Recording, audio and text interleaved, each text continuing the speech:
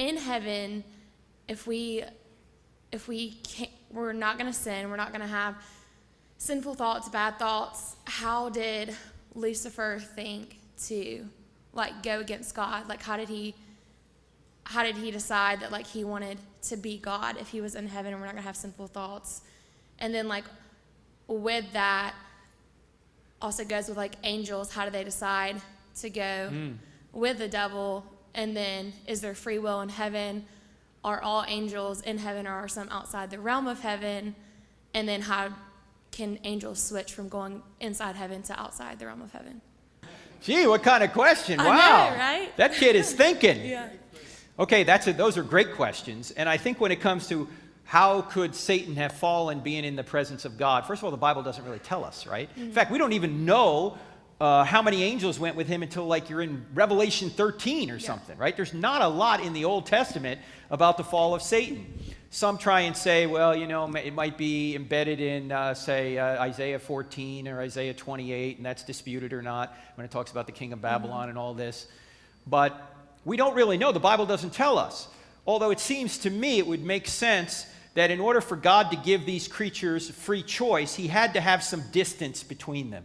He had to give them an opportunity not to see his full glory, but to give them an opportunity to make a decision whether they're going to follow him or not. Because freedom requires the ability to make a choice one way or the other. And if God overwhelms them with his presence, then they might not have that choice. So is that heaven and the heaven we're going to be in, are those going to be like, are those two different heavens?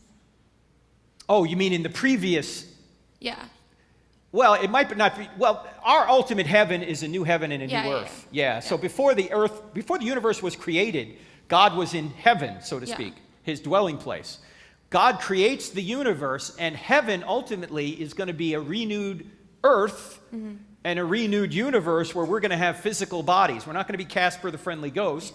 We're going to have physical bodies, glorified bodies that never decay.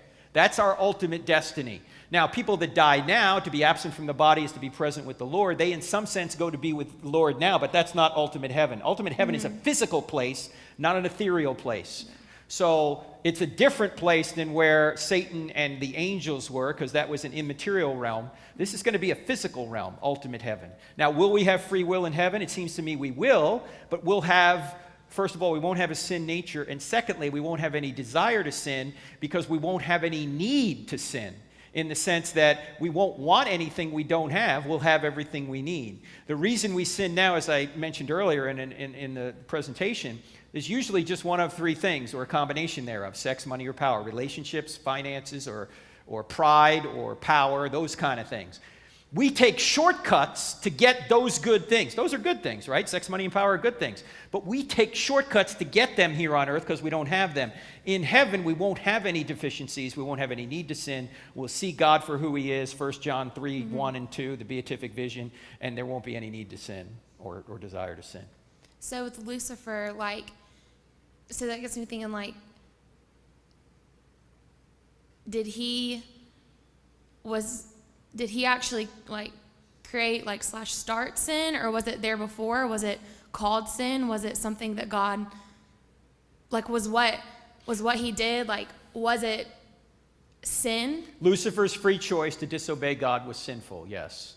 So and then Adam and Eve. Sin, so did God create sin? No. God creates the possibility of sin by giving us free will, right? Yeah. But he's not the sinner. Just like when we have children, we create the possibility that children will sin, but when they sin, we don't cause the sin. We just create, we're the instrumental cause through which God creates people. And when we choose to have children, we're not causing them to sin, but we're, by creating them, giving them the opportunity to sin.